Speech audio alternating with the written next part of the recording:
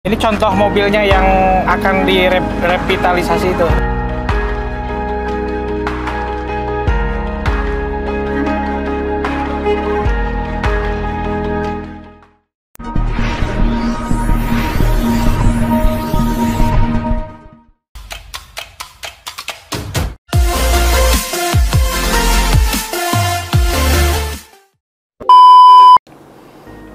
Halo, assalamualaikum warahmatullahi wabarakatuh. Kembali lagi bersama saya Miftah Sunandar di channel Miftah Sunandar. Hari ini saya kedatangan Wakil Ketua Kadin Bidang Perhubungan, Bung Hasyim ya. Beliau juga pengurus Organda Kota Depok dan kebetulan Organda Kota Depok itu anggota luar biasa Kadin. Nah, hari ini beliau mau pemaparan tentang transportasi yang ada di Kota Depok. Gimana Bung Hasyim tentang transportasi yang ada di Kota Depok? Iya, baik. Waalaikumsalam warahmatullahi wabarakatuh. Terima kasih Pak Haji Sunandar. Dijelaskan tentang sejarah Kota Depok dulu ya. Gitu loh. Memang benar bahwa Kota Depok ini sebenarnya kota kagetan. Kota kagetan ketika dia pisah dari Bogor ini memang terkait dengan blueprint transportasi memang tidak termanage dengan bagus, sehingga banyak angkutan yang memang tidak terarah aturannya, dan timbullah persoalan-persoalan. Lanjut terkait dengan transportasi, memang salah satu persoalan yang sangat krusial di semua kota, termasuk Kota Depok. Nah, tetapi apapun bahwa transportasi di semua kota itu dibutuhkan. Tapi dalam perkembangan zaman sekarang ini memang transportasi ini banyak tantangannya Pak Miftah. Di era 80-an 90 ini usaha transportasi sangat menjanjikan. Sehingga banyak orang ingin memiliki angkutan kan gitu, sebagai katakanlah pendapatan tambahan. Di tahun 2000-an ini bergeser karena memang situasi dan perkembangan teknologi kan itu. Sehingga banyaklah persoalan pergantian moda kan gitu. Apalagi sekarang ini jelas bahwa sudah terjadi yang namanya bisnis angkutan aplikasi. Ada Gojek, ada Grab dan lain-lain. Dan ini menggeser keinginan masyarakat untuk berpindah.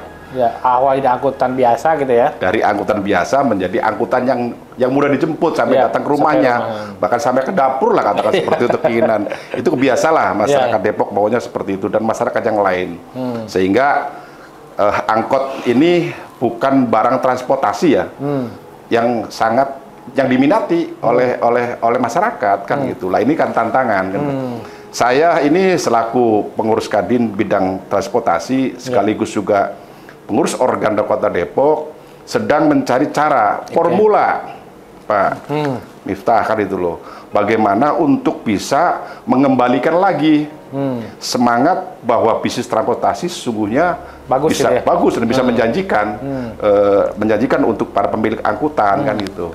Sehingga ketemulah inovasi, menyesuaikan dengan zaman sekarang. Ngikutin zaman lah kan itu loh, bahwa kita akan merevitalisasi angkutan dengan angkutan yang canggih lah, katakan standar lah kan itu loh, manusiawi, bahwa nanti menggunakan mobil yang ber-AC, nanti diawasi oleh CCTV kan gitu loh, dan menggunakan pembayaran juga dengan barcode atau non tunai. Oh, jadi sistem yang angkutan yang baru akan di launching oleh Organda Kota Depok bersama Kadin di bidang transportasi tadi, intinya merevitalisasi angkutan-angkutan yang lama.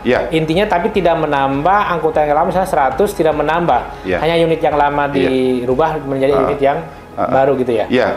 Perlu sampaikan juga bahwa angkutan Kota Depok ini jumlahnya kan ada 1.500. 1.500 sekota Depok? Sekota Depok, di dalam kota ya. Seluruh jurusan ya? Seluruh jurusan, 1.500. Dan hasil dari pembinaan kita Organda, bahwa dari 1.500 itu yang efektifnya juga masih setengahnya Pak.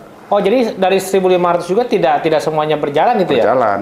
Oh, hanya 50% yang berjalan karena imbas bergesernya masyarakat menggunakan ojek online kan itu loh, sehingga banyak pengusaha yang gulung tikar kan bangkrut gitu. Lah ya. Bangkrut kan itu. Karena dia tidak berinovasi. Nah, Organda sekarang mensiasati bagaimana para pengusaha berinovasi dengan apa memberikan tadi sistemnya sistem aplikasi, kendaraan juga ber-AC, terus cara sistem pembayaran juga barcode tadi gitu ya semuanya. Seperti itu. Jadi makanya polanya kita rubah manajemennya. Tadinya dikelola oleh masing-masing individu orang, perorangan, sekarang dikelola oleh perusahaan dengan memberikan jaminan keuntungan kepada pengusaha. Pengemudi juga akan kita berikan gaji kan gitu loh. Jadi pengusaha investor hanya dia di awal menyetorkan modal aja ke perusahaan, ke PT yang kelola PT-nya. Oke. Lalu kita berikan kepastian pendapatannya. Katakanlah per bulannya pemilik itu tidak tahu menau, tapi dia dapat keuntungan 1 juta minimal kan gitu loh. Oke, misalnya saya sebagai investor mau investasi, berapa sih investasi di satu kendaraan itu total kalau dirupiahkan? Syarat utamanya adalah punya mobil ya, yang perizinannya hidup. Jadi dia boleh investasi di kendaraan yang baru, yang penting dia punya izin kendaraan yang lama. Yang lama ditarik di investasikan yang baru. Dihitung jumlah, kita hitung berapa sih harga yang kendaraan yang lama berikut dengan trayeknya kan gitu loh. Maka akan kita berikan unit baru dengan trayek yang sudah kita rubah dengan perubahan mobilnya. Nah, seperti itu kan gitu loh. Nah, lalu bahwa nanti kita perlu ketahui bahwa polanya tidak seperti sekarang ini. Tidak seperti ini, mobil itu nanti tidak ngetem. Mobil itu jalan per 5 menit. Mobil jalan terus gitu. Jadi ada kepastian bahwa mobil itu ada di jalanan. Dan ada kepastian bahwa mobil itu udah ngetem di setiap halte. Jalan kan itu. Banyak efek yang akan akan diambil oleh pemerintah terkait dengan rekayasa lalu lintasnya. Karena polisi nggak perlu lagi ngatur apa namanya gedor-gedor bahwa itu tidak boleh ngetem, karena dengan sendirinya mereka itu jalan sesuai dengan jalur yang ada sebelah kiri. Intinya sudah ada rutenya, dia harus ngetem ya, itu? Ya. Ngetem di mana sudah ada. Jadi nanti ada stop bus yang nanti digunakan untuk naik turun penumpangnya. Nah, naik turun penumpangnya. Jadi ketika kita akan naik, dia tidak akan bisa dijemput atau diturunkan kalau seandainya turun di sembarangan tempat. Harus disesuai dengan rambu yang sudah ditentukan.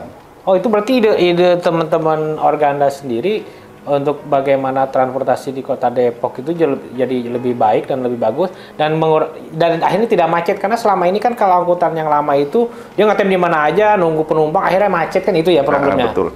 Ya, itu nanti polanya seperti, makanya ini kan jawaban tantangan Pak, bahwa ke depan memang Depok ini harus jadi kota yang ramah kan itu loh. Ramah dalam arti angkutannya juga salah satu persoalan yang akan kita benahi.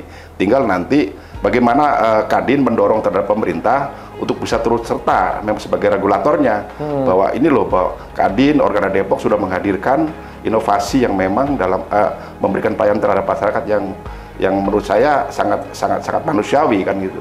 Seperti daerah lain. Daerah lain seperti DKI contoh ya.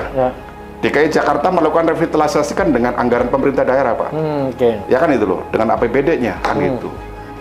Itu juga butuh proses kan itu loh. Sekian tahun baru bisa dilaksanakan. Nah, Depok ini kan revitalisasinya kan dilakukan oleh pihak swasta, Pak. Jadi kan seperti tadi disampaikan oleh Bung Hasim, kalau DKI Jakarta memakai anggaran APBD. Nah, untuk di Depok sendiri, prinsipnya bisa memakai anggaran swasta para investor gitu ya. Yang penting bekerjasama dengan pemerintah. Untuk sisi perizinannya. Oke. Jadi itu investasi swasta, Pak. Investasi swasta. Jadi Organda itu beli mobilnya cash. Misalnya saya mau investasi, kan Organda yang akan kelola ya, Organda dengan perusahaannya. Nah, saya sebagai investor saya punya jalur misalnya Margonda Cipayung atau Jembatan Serong, atau saya udah punya izin kendaraan kemarin misalnya 1 kendaraan. Alangkah apa harus saya lakukan untuk saya berinvestasi itu? Ya, Bapak hanya melaporkan kepada kita, saya punya unit, ini perizinannya masih hidup. Gitu loh, Pak. Itu saja syarat utamanya. Datang kepada Organda, dengan perusahaannya, dia mendaftarkan sebagai anggota yang punya keinginan untuk direvitalisasi. Setelah itu baru kita berikan syarat-syarat bahwa dia akan kontrak nanti setelah 7 tahun. 7 tahun ya? 7 tahun, Pak. 7 tahun dia itu akan memiliki kendaraan sendiri. 7 tahun. Selama 1 bulannya dia akan mendapatkan keuntungan. 7 tahun dikelola oleh organda dan perusahaannya kan itu.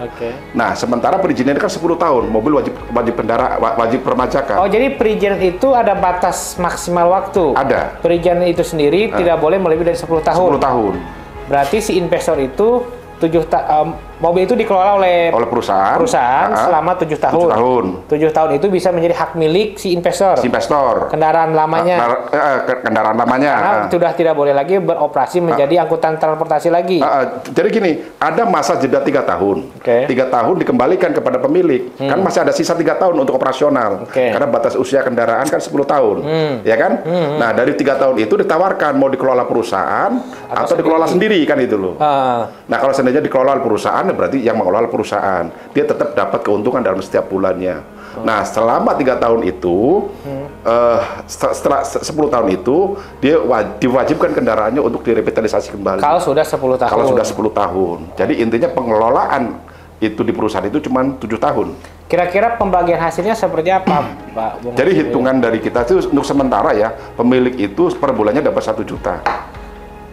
Tanpa dia itu melakukan memanage mobil. Jadi semuanya tanggung jawab perusahaan. Oh, jadi pemilik investor lah, pemilik itu udah tidak ngurusin masalah supir lagi. Nggak mau supir, tidak ngurusin ganti oli, ban, segala macam nggak ada. Yang penting dia terima setiap bulan dengan investasi dia kurang lebih pembagian hasilnya ada dapat 1 juta. 1 juta. Karena dia hanya setiap bulan lihat aja saldo dia. Di handphonenya. Di aplikasinya. Di aplikasi, dan nanti ada aplikasi Abai. Yang Abai, angkot Bay itu bahasa kita, bahasa Depok. Abai ya. Abai. Nanti aplikasinya namanya Abai.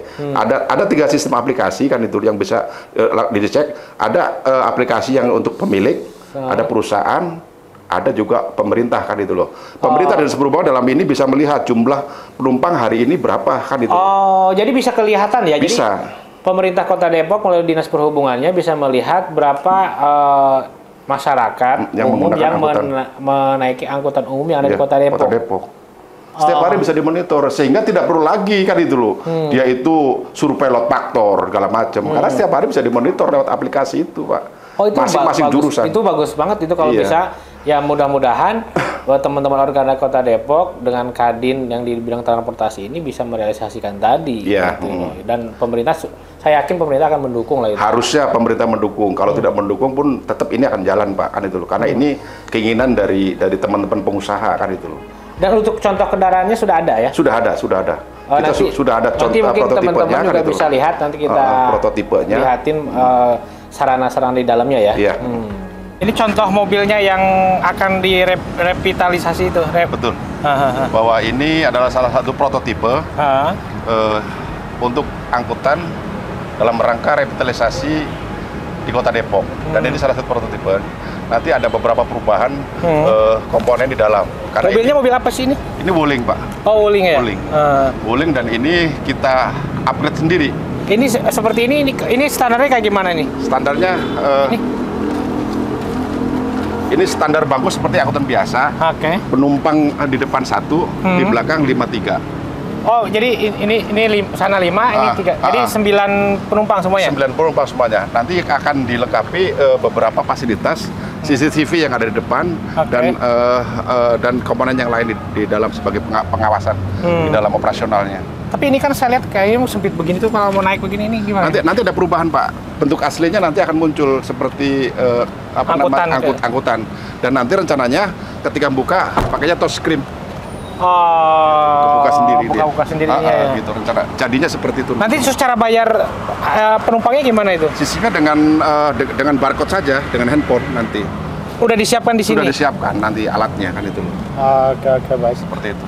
Dan ini investasi kurang lebih satu kendaraan itu berapa? 150 juta saja. Jadi satu kendaraan ini investasi buat pengusaha 150 juta udah all in semua? Sudah all in, sudah mengaspal mobil. Oke. Dan kewajiban pemilik angkutan itu hanya menyerahkan bukti kendaraan sama bukti surat-surat kendaraan. Oke. Tetapi nanti BPKB-nya itu atas nama PT atau perorangan tadi? Atas nama perorangan. Yang investor tadi? Investor tadi, pemiliknya bahwa PT Cakra hanya mengelola saja. Angkutannya aja. Dia berarti PT itu mengelola untuk masalah olinya, manajemennya semuanya. Selama 7 tahun itu. Selama 7 tahun. Dan investor mendapatkan keuntungan kurang lebih 1 juta setiap sebulan. Oke. Saya rasa cukup lah ini untuk mudah-mudahan sukses lah ini.